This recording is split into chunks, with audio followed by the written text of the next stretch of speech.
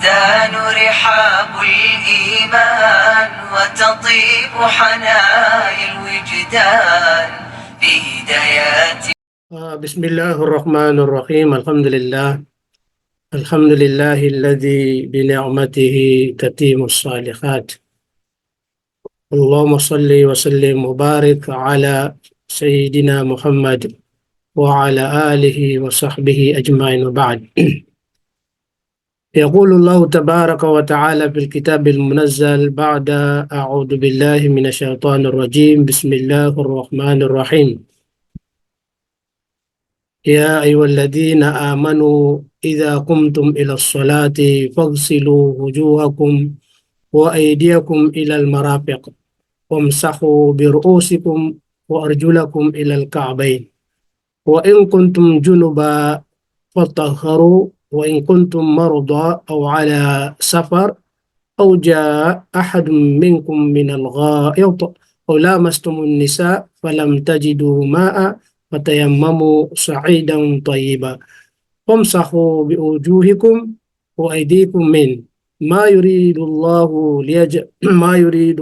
ليجعل عليكم من حرج ولكن يريد ليطهركم وليتم نعمته عليكم لعلكم تشكرون.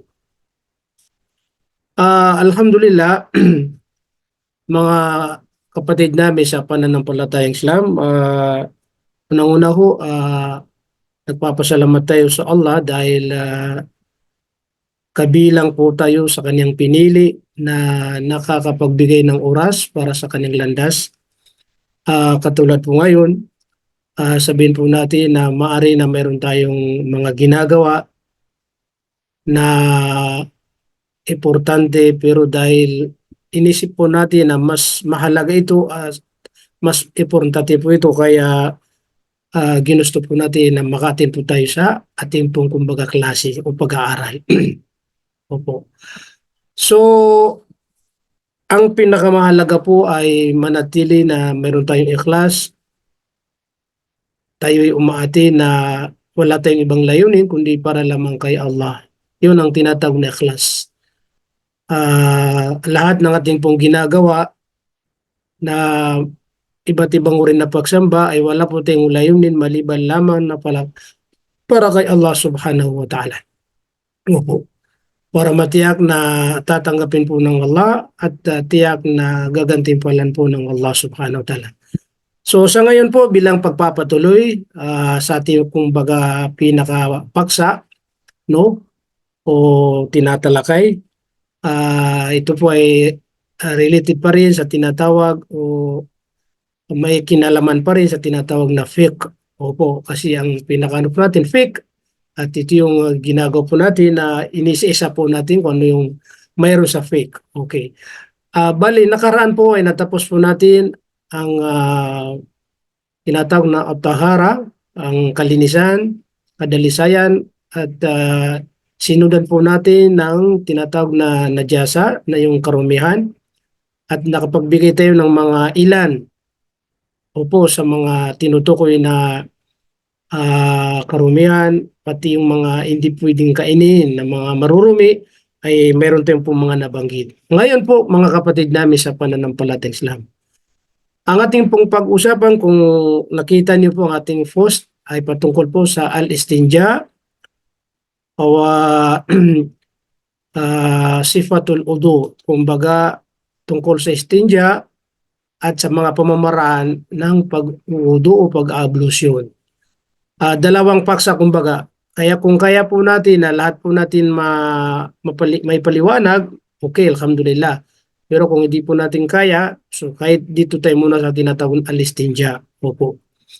Bali ang ating pong oras ay 14 hanggang ano po tayo, 4:45. Opo. Kasi pag Huwebes, hindi katulad po ng pag 9 o'clock tayo nag-aaral, sa mga ibang araw ay 9 to 10. Pero kapag Huwebes po ay 45 minutes po lamang. Kasi alam po natin na yung mga iba dyan may mga trabaho, kaya hindi natin po pinapatagal. Nang sa ganun ay maisip po nila na hindi pala matagal, kaya pwede silang umatin. 10 minuto, 20 minutes, okay na po. At least meron tayong pong kumbaga naibibigay na oras para sa landas ng Allah. Bukod pa doon sa pag na-post po natin dahil ito ay naka-record, pagkatapos ay ipopost po natin para doon po tayo maka-review. Kapag may time tayo, pwede natin pakinggan lahat po. Okay. So ngayon po, magsisimula na po tayo sa tinatawag na alistinja. Bago natin bigyan ng ibig pagkahulugan, yung kanina na binanggit natin na talata mula sa banal na Quran na tumutukoy po sa ang tagapaglikha ay nag-utos po sa atin na maglinis, maghuhugas, o po kapag tayo magdadarasan. Okay. So mahabang ano po yun na talata, no? Kaya bago natin pong pag-usapan yun, sa istinja tayo muna. Okay. Al-istinja, ito po yung wikang Arabic. Kapag binigyan po natin ng paliwanag, ang istinja po ay tumutukoy sa kung saan para tanggalin, no? Alisin ang mga marurumi. Na ang tinutukoy po na marumi ay yung manggagaling sa tinatawag na sabilain. Opo. Ibig sabihin na mula sa pag-ihi or mula sa pagdumi ng isang tao. So, ibig sabihin kung ikaw ay umihi at ikaw ay dumumi, kailangan gagamit ka pa rin ng istinja. Yun ang ibig sabihin noon. Na ang istinja ay tinutukoy niya po na gagamitin natin ay ang tubig. So ibig sabihin, kung gusto mong halimbawa matanggal, umaalis ang dumi, halimbawa kung ikaw ay umihi, kung ikaw ay dumumi, ay kailangan or obligado po talaga na gagamit po tayo ng tubig. Opo. Pinahintulutan po, no? Pinahintulutan. Kasi mayroon ding mga hadith, no? Na kung saan na pwede tayo gumamit ng bato, pwede tayo gumamit ng papel, pwede tayo gumamit ng tissue, at iba pang pwedeng gamitin na hindi po makakapinsala po sa atin. Opo. Pwede yun. Pero ang panghuli pa rin ay gagamit pa rin tayo ng tubig. Kasi kung alimbawa sabihin po natin na gumamit tayo ng bato kasi mayroong hadith na pinag-utos din ng propeta na pwede tayo gumamit ng bato. Opo. Tapos, o di kaya gumamit tayo ng mindil. So, ang totoo po, mayroon pa rin natitira na amoy. Diba? Hindi katulad po ng tubig na kapag gumamit tayo ng tubig, totally, ibig sabihin na nalilinis po yun. Kaya yun ang tinutukoy po yun na istinja. Na kung tayo umihi o tumayo po, kailangan pa rin nagagamit pa rin tayo ng tubig nang sa ganun ay matanggal po ang tinatawag na marumi.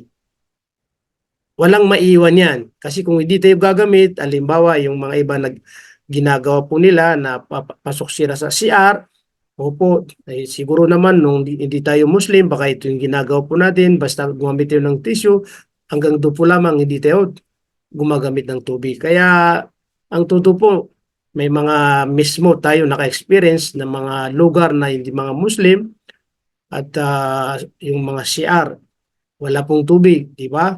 Pero may mga tissue na nakalagay doon. Yun ang problema doon. Kasi siyempre, kung yun ang kumbaga iisipin mo na sapat sa panglinis, ay hindi po talaga makukumpleto yung paglilinis po. Kaya sa Islam, obligado na gagamit pa rin tayo ng tinatawag na ano po, tubig. Yan ang istinja. Opo. So, dalawa po ang nangyayari kapag tayo ay kumbaga mag-istinja, no? Gagamit tayo ng halimbawa, isa gagamit tayo ng palikuran para doon tayo ihi or doon tayo kumbaga magtatay.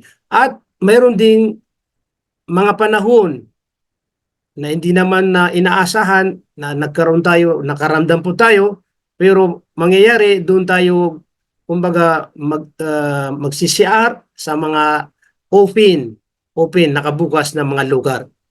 Kadalasan ito yung mga nangyayari, halimbawa, yung nagta-travel, sumakay ng bus, tapos nagkataon na may mga tao na kasi malayo ang biyahe, nakaramdam sila ng kumbaga ihi, kaya yun, ihinto na yung bus, tapos o sige kung sinong ihi, mag-ihi.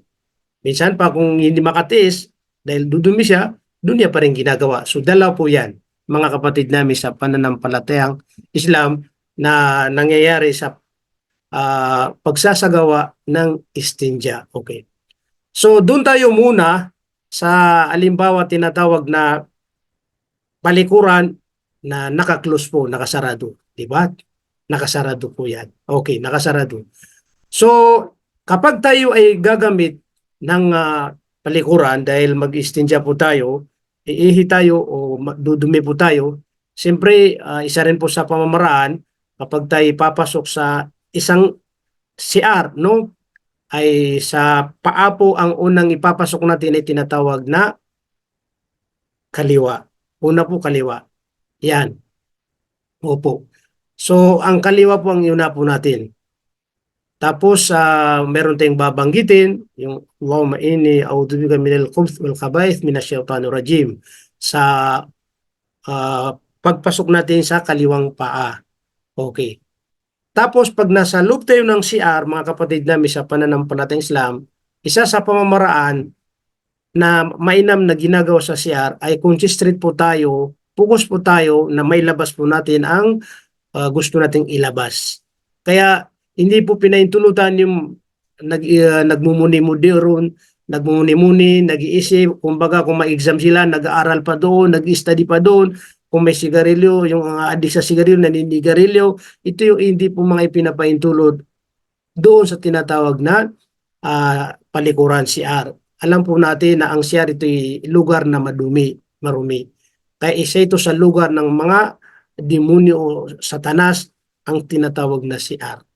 Kaya mga kapatid namin sa pananampalatayang Islam, focus po tayo. Opo. Tapos, yung ating pong kumbaga gagamitin kapag tayo ay mag-istinja o di kaya gagamit ng tubig. Opo, kasi para linisin po kung tayo umihi o kung tayo ay dumumi, gamit pa rin natin ang kaliwang kamay. Kaliwang kamay ang gagamitin pa rin. Kung alimbawa, ikaw ay kaliwiti, kumbaga, isipin mo, hindi kanan ang gagamitin kasi kaliwiti. Ang ginagamit ko sa pagkain ay kaliwiti. Mali pa rin yun dahil pinagbabawal ni Propeta Muhammad sallallahu alaihi wasallam na gumamit tayo ng kamay sa pag-istinja o sa paglinis natin ay gagamitin po natin ay kanang kamay. Bawal po yan. Kabilang po yan sa ipinagbabawal ni Propeta Muhammad sallallahu alaihi wasallam. So mapipilitan ka talaga kung kaliwiti ka, kaliwa pa rin ang inyong gagamitin. Opo. Okay. Siguraduhin mo na basta nalinisan mo ng mahigi at maayos po yan. Alam po ba natin kasi siyempre ang iningatan po doon kung hindi na nalinisan ng maayos po, hindi tayo nakapaglinis ng maayos, malamang may matira doon. Tapos yung brief natin, yung kasutan po natin, mayroong didikit. Kaya hindi po tinatanggap ang pagdarasal ng isang tao na may nakadikit sa kanya na marumi. Halimbawa, kaya pati yung maingat tayo sa loob ng CR, matalsikan po, hindi po pwede. Kasi siyempre, pag natalsikan po yung kasutan po natin, siyempre, magsasala tayo, may dumi sa ating kasutan, kaya hindi pa rin tatanggapin. Kaya, yung mga sanay na umingi na nakatayo, kailangan umupo. Tulad ng mga espesyal sa mga kalalakihan, di ba po? Kasi kailangan maingat tayo na tumatalsik yung ihi natin po. Kaya di ba isa yung nadaanan ng Propeta Muhammad sallallahu alaihi wasallam na pinaparusahan sa libingan? Sino po yun? Isa sa kanila ay yung hindi maingatin sa pag-ihi kahit na natatalsikan siya sa pag-CCR, ang tinutukoy mga nakatayo palagi. Kahit na nakaupo, pero kung halimbawa siya ay umihi sa disyerto tapos hindi na iningatan ng kanyang pag-ihi tapos tumatalsik pa rin sa kanyang, di ba? Sa mga sa mga damit niya, yun ay hindi pa rin pinapahintulutan sa Islam. Opo. So ibig sabihin, mga kapatid, maingat po tayo doon sa po. Opo, yun ang pinakano doon sa abang tayo nasa loob ng CR. Okay. So pagkatapos natin makasigurado na nalinisan po, yun lalabas na tayo. Sa paglabas po, ang gagamitin natin ay kanang paa. Di ba? Magkaiba yun. Sa masjid po, una, kanan, paglabas, kaliwa. Sa CR po, una, kaliwa, paglabas, kanan. Yan ang pamamaraan sa pananampalatayang Islam. Kaya po ito pinag-aralan po natin dahil hindi lang ang Islam may magdarasal, mag-aayuno, magsagawa ng hajj, ano pa man, kundi pati po ang paggamit sa CR ay mayroon po tayong kumbaga pamamaraan sa tinatawag na Islam. Opo. Okay. Pag lumabas po tayo sa kanilang babanggitin yung gufranak, tayo humingi ng kapatawaran sa Allah subhanahu wa ta'ala. Opo. Yung una, humingi tayo ng nagpapakup tayo laban kay kumbaga si Satanas yun ang pinakadudun sa loob kasi yun may mga Satanas na tinutukoy. So, pagkatapos, saka na lang po diretso na tinatawag na mag-ablution tayo.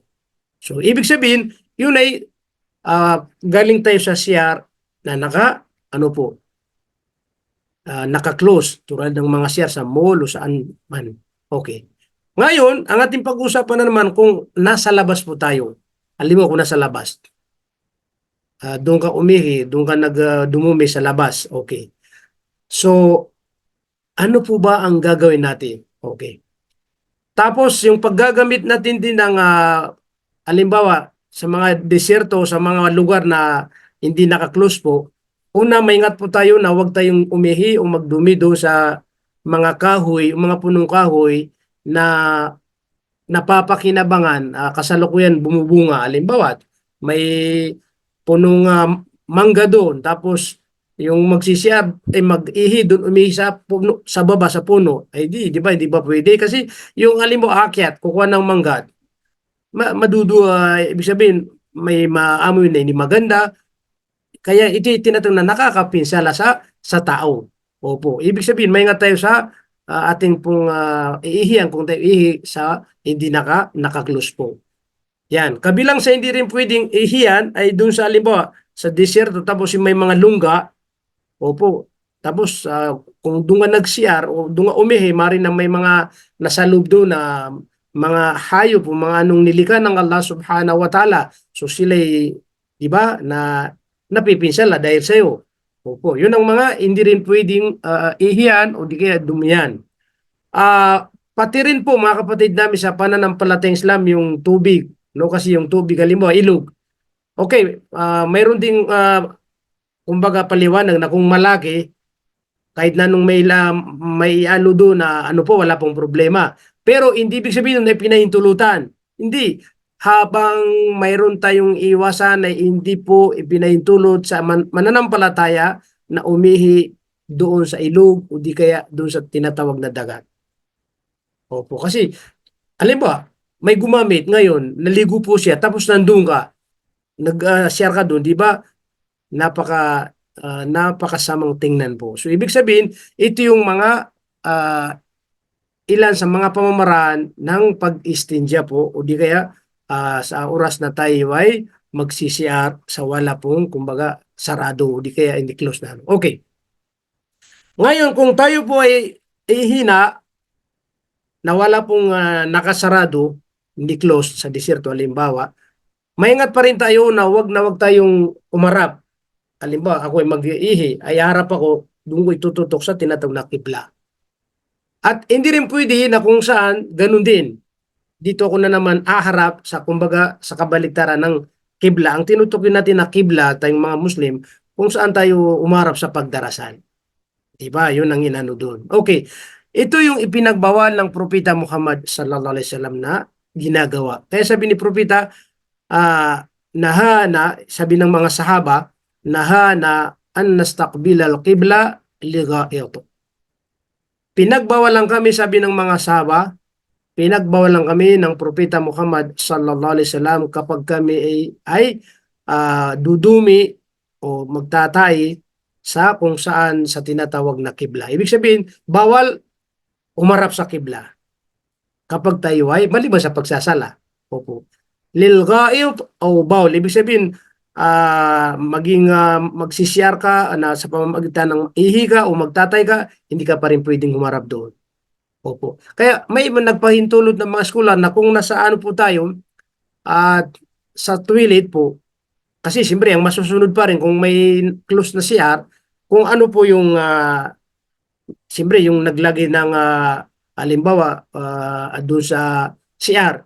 So wala pong problema kasi siyempre hindi natin yun pwedeng baguhin. Gagastos ka pa ng malaki. Kung anong posisyon yun, yun pa rin yun.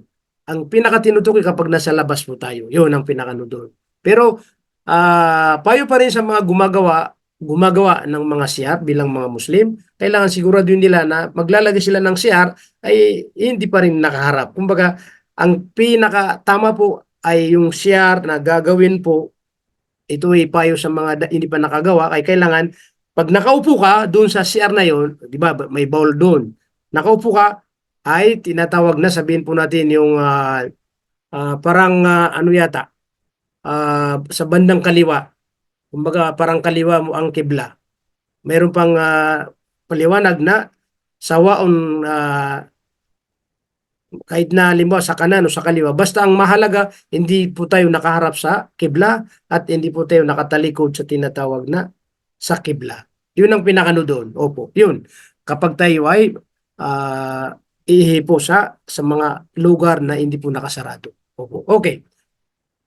So yun ang ipinagbawal ni Propeta Muhammad sallallahu alaihi wasallam. Hanggang sa isinaman niya sa kanyang paliwanag na yung nabanggit natin kanina na kahit nakaliwiti po tayo, huwag tayong gumamit na kaliwang kamay kapag mayroon tayong lilinisin po. Okay. So ibig sabihin, malinaw na yon na ang gagamitin po natin ay kaliwa. Ibig sabihin dahil ang kanan, ito yung ginagamit natin sa mga, okay, mabuti, kumakain tayo, kanan pa rin yun. Okay. So ngayon, malinaw po sa atin na kapag tayo gagamit ng halimbawa palikuran o mag-istinja tayo, iihi o dudumi sa lugar na hindi po nakaklose yan. Yan ang ibig sabihin. Okay. So, hindi po tayo magtataka kung mayroon tayong makita na gumagamit ng bato. Kasi isa rin yan sa ipinagutos ni Propeta, wa kana ya'muru bithalathati ahjar. Mayroon din pinagutos si Propeta na pwedeng gumamit ng 3 bato, opo, mga malilit. Ibig sabihin nun, ginagamit mo na yun, parang kapalit. Opo, kasi sa mga unang panahon, walang tissue, walang mindil, opo, kaya yun, yun ang una ginagamit, tapos saka na lang yung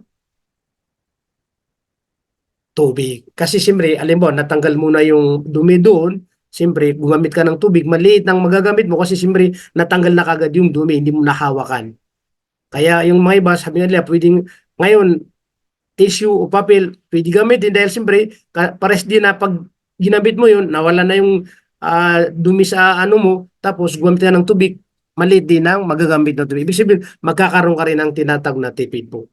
So mga kapatid namin sa pananampalataya, ito yung mga ilan sa mga pamamaraan sa paggamit ng istinja. Anong oras na ngayon? Okay, 29 na.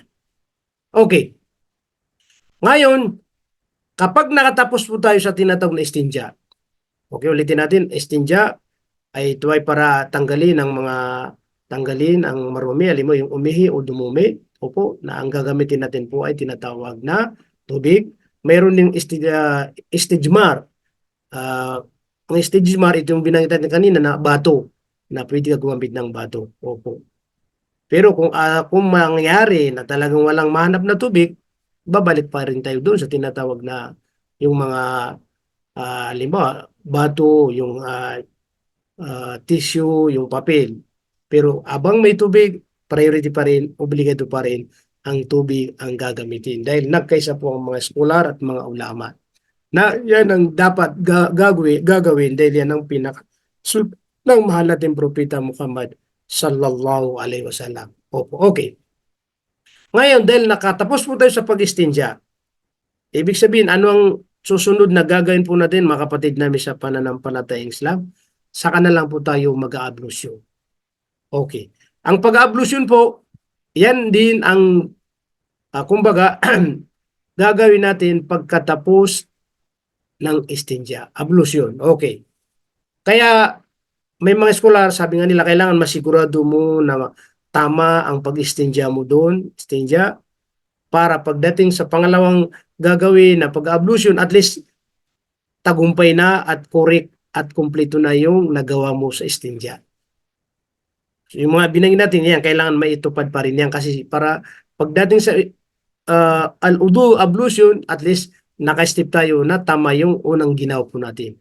Kaysa nagkamaling mag-istinja, tapos ginagawa mo ngayon yung udu, tapos hindi pa rin kumpleto yung una. Kaya sa isang Muslim, mananampalataya, sinisigurado niya na makumpleto niya ang mga pamamaraan na mga gawain doon sa kanyang gagawin na mga pagsamba para kay Allah subhanahu wa ta'ala. Okay. Ngayon, mga kapatid, sa oras na mag-ablusyon tayo, ganun din.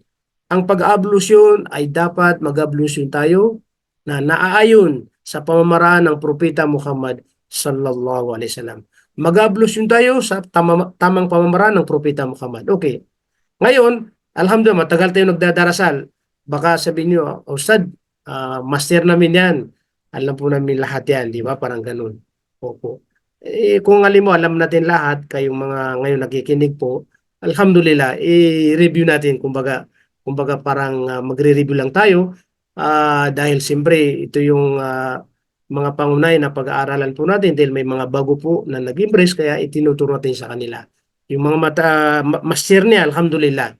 Opo, kaya walang masama kundi magkaroon pa tayo ng biyaya mula sa Allah subhanahu wa ta'ala. Okay.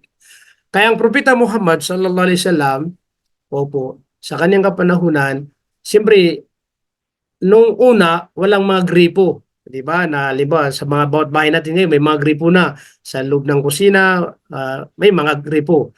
Hindi. Sa panahon ng Propeta Muhammad sallallahu alaihi wasallam, walang gripo po sa panahon yun. Ay iba't paraan na nakakaw sila ng tubig, di ba? Okay, pero pag sinag-ablusyon, may lagayan po siya na may lagayan ng tubig. So isa rin po yan sa may mga gumagaya hanggang ngayon kahit na may mga gripo sila pero mayroon silang nakasiparit na lagayan ng tubig. Tapos yun ang ginagamit sa pag-ablusyon, pag-wudu, katulad ng ginagawa ng propeta Muhammad sallallahu alaihi wasallam. Okay. Sa oras na mag-ablusyon tayo, kasi dalawa yan, may mga CR po rito, alam mo sa Saudi, may mga CR na nandun na yung ablusyonan, gripo, wala sa labas. Sa mga masjid, sa mga kalalakihan, walang problema kasi limbawa sila ay nakasiparit yung ablusyonan at nakasiparit pa rin yung tinatawag na CR. Opo. Pero kung wala pong CR, wala pong ablusyonan sa labas, kundi doon na lang sa ablusyonan, sa CR po. Halimbawa, di ba may separate yung CR, separate yung gripo na pag-ablusyonan mo doon. Kasi siyempre, may babangitin, di ba? Katulad po ng binabangit ng Bismillah. Yan ang obligado na babanggitin ng isang mag-ablusyon na magbangit siya ng Bismillah. Kaya sa loob ng CR, kung doon ka mag-ablusyon, sabi nga nila, dahil siyempre, hindi na pwedeng magbanggit ng kahit isang kalima, salita na pangalan o mababanggit ang pangalan ng Allah subhanahu wa ta'ala. Kaya siyempre, sa loob hindi ka pwede dahil siyempre nang sinabi. Kaya may mga katanungan na, so ano bang gagawin kasi nandun na yung gripo, walang maablusyonan sa labas. Yan, pinahintulutan pa rin ng mga scholar na una yung isa-isip natin doon din magbabanggit ng Bismillah. Opo. Doon, sa isip natin kasi siyempre hindi tayo pwedeng magbanggit. Pero ang sabi nga nila, ang pagbabanggit ng Bismillah ito'y makruh. Opo. Habang iniwasan, opo, iniwasan po natin yan. Pero kung gamitin natin, magbanggit yun ng Bismillah, nakagawa tayo ng makruh. Kaya mas pinakamainam pa rin sabi ng mga eskular na kahit na isa-isip natin lamang. Opo, kasi siyempre, dahil hindi po pwede na magbanggit ng pangalan sa loob ng CR. Kasi marumi ang tinatawag na CR. Yung iba pa dyan, sabi na, Ustad, di naman marumi ang mga CR dito kasi napakalinis pa, walang amoy. Pero ano pa rin, toilet pa rin ang tawag doon, CR pa rin. Kasi nasa baba, o kahit saan nakataw yung madumi, ano pa rin, CR pa rin ang tawag doon. So, doon po tayo. Pero mainam pa rin, sa mga halimbawa, hindi pa nakapagpatayo ng kasi halimbawa sa bahay niya, kailangan separate yung CR at separate din yung tinatawag na gripo para sa tapos ablution. Okay. Kaya kapag tayo ay nakapagbanggit ng bismillah, okay, nakapagbanggit yan ng bismillah, tapos tatlong ulit, ito yung hugasan natin. Yan, tatlong bisis yan. Yan. Ito yung mga lahat natin inugasan yan. Sa ibabaw, opo, at saka sa ilayan. Tatlong bisis po yan. Pag nabanggit po natin yan, opo, saka na lang po tayo magsisimula. Okay.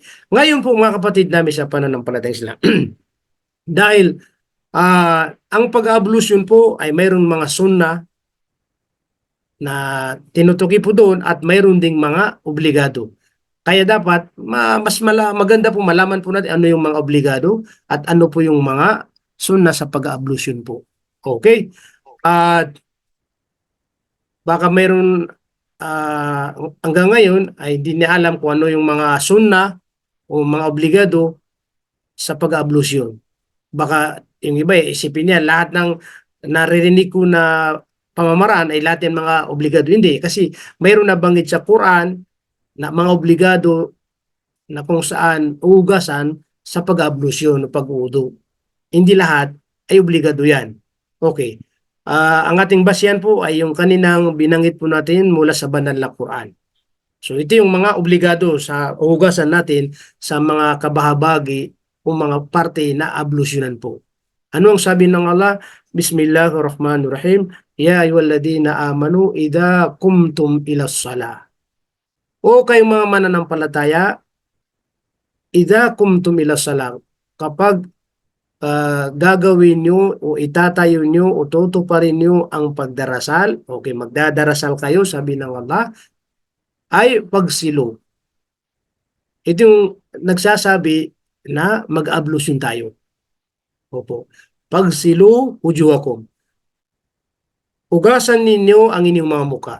So tingnan niyo po ang sinabi sa banal na Quran. Pagsilo wujuhakum. Ugasan ninyo ang inyong mga muka.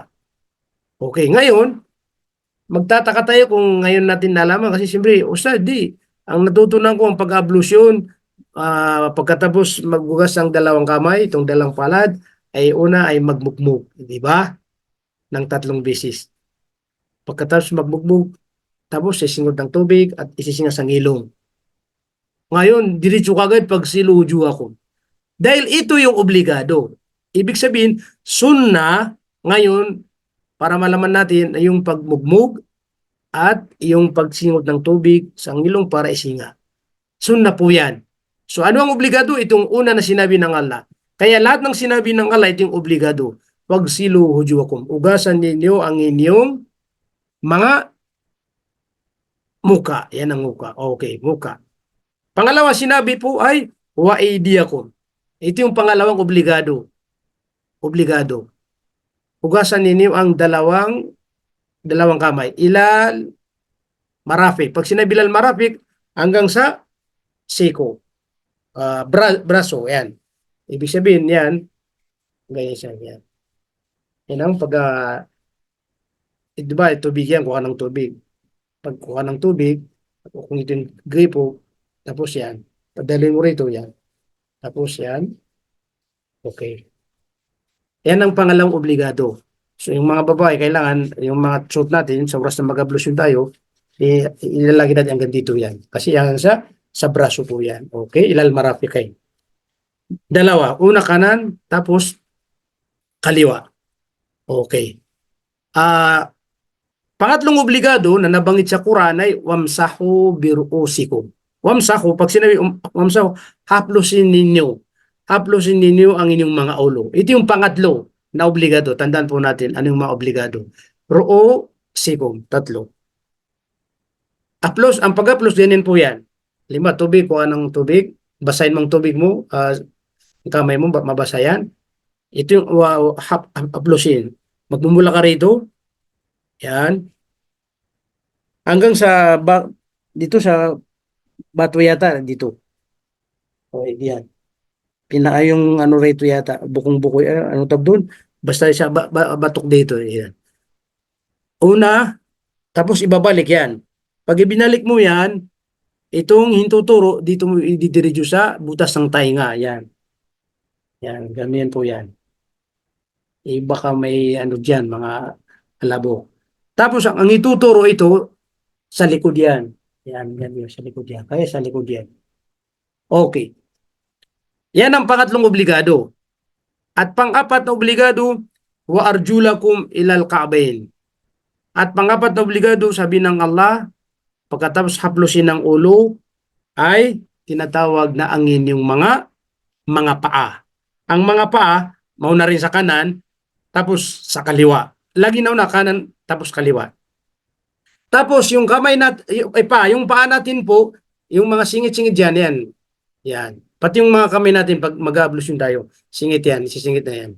Mga pagitan ng mga daliri sa likod. Tapos hanggang sa tinatawag na bukong-buko, di ba may bukong-bukong dito sa baba, sa paa natin, hanggang doon po yung hugasan. Ito po yung sinabi ng sinabi ng Allah Subhanahu wa Ta'ala na obligado sa pag-ablusyon.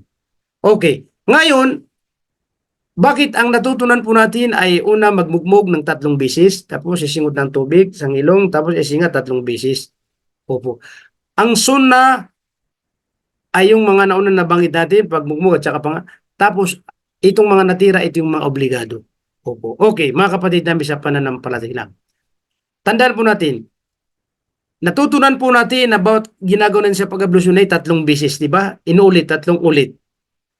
Para sa inyong kaalaman, ang unang pag-ablo paghugas, alimbawa, ang unang paghugas, alimbawa, unang pagmugmog, ang unang pagsingot, di ba, tagta-3 beses, tigta-3 beses. Ang unang paghugas dito, sa kaliwa, sa paa, lahat po yan ay, ang obligado ay ang unang paghugas. Yung pangatlo, ito yung mga sunna. Opo, kaya ang obligado, yung unang paghugas, kaya siguraduhin mo na mabasa ng maayos yung hugasan ng parte ng katawan po natin dahil yun ang obligado. So, pwede natin gawin 2 beses, kaya may tagtatlong beses po para makuha yung mas maraming biyaya. Opo. Ang isa lamang na hindi pwedeng 2 beses o 3 beses ay ang pag-haplos sa buhok. Kasi ito yung sinabi ng propeta, isa lamang beses. Haplosin natin, ibalik, yan, ipasok, tapos na 1 beses lamang yan. Mayroon mga ibang pamamaraan na mga imam, opo. So, hindi natin magtataka kung mayroon din ibang narinig ng mga paliwanag. Pero ito yung sinasabi po natin na jamhuriya na marami pong mga sumusunod o di kaya gumagamit dito. So, ibig sabihin, hindi na tayo magkakaroon ng problema doon kung alin ang ano po. Ang mahalaga po yung ating unang marinig at makuha para hindi tayo malito, yun ang susundin po natin. At kung mayroong mga na iba, okay, hayan natin po yung at least po mayroon tayong mga patunay na sinabi na kung saan ginawa ng mahal nating propeta Muhammad sallallahu alaihi wasallam. So, yun po. Doon po nagtatapos ang pag-ablusyon po o pag-uudo. So, ang pag-uudo, pag-ablusyon, kasama ron po doon yung tinatawag na hindi ka pwedeng makipag-usap para magtagal ang ablusyon. Halimbawa, nag-ablusyon ka, nagkikipag-usap ka, oh, Brad, kailangan dumating. Kanina, focus tayo. Kailangan wag kang maghintay na baka malagyan. Hindi kaya, sabi doon, yung may mga pagitan na umiinto ka, diri-diretso yan ang pag-ablusyon. Ang pinakasunna pa, hindi tayo magsasalita sa mga panahon na nag-ablusyon tayo at panahon din na tayo gumagamit ng istinja o sa palikuran po. Dahil po mayroon akong natitirang 1 minuto kasi 45 minutes, pwede ko to gamitin po sa mga katanungan. Di bale po sa susunod kasi hindi ko pa masyadong naipaliwanag ng mahigi, ipagpatuloy natin po sa susunod na Huwebes at idadagdag ko po kung anong mayroon na makukuha, makakamit kapag tayo ay nag-ablusyon ng ganap. Kasi hindi lahat ng nag-ablusyon ay makukuha nila yung gantimpala mula sa Allah Subhanahu wa Ta'ala, yung mga kalamangan. Maliban lamang sa mag-ablusyon ng ganap at tunay na ablusyon, sila yung magkakamit ng tinatawag na gantimpala mula sa Allah Subhanahu wa Ta'ala na ganap. Marami na banggit sa hadith po. So inshallah po sa susunod na ano po ay ating pong pag-uusapan inshallah. Ngayon po baka mayroon kayong kahit isa lang katanungan. Kung mayroon kayong marami, pwede nyo lang i-chat sa grupo natin dahil siyempre pagkatapos ito mayroon akong ibang programa na dadawahan po na hindi Muslim, yung isang Arabo itinawag sa amin sa opisina at aking pong kumbaga aabangan dahil siyempre magdadawa po tayo. Inshallah sa Muslim naway maging malinaw sa kanilang Islam at tanggapin po ang pananampalataya nila. Okay po, baka mayroong isang katanungan sa ating pong naging topic po. Welcome po kayo kung sinong unang may lakas na loob na magtatanong. Bismillah.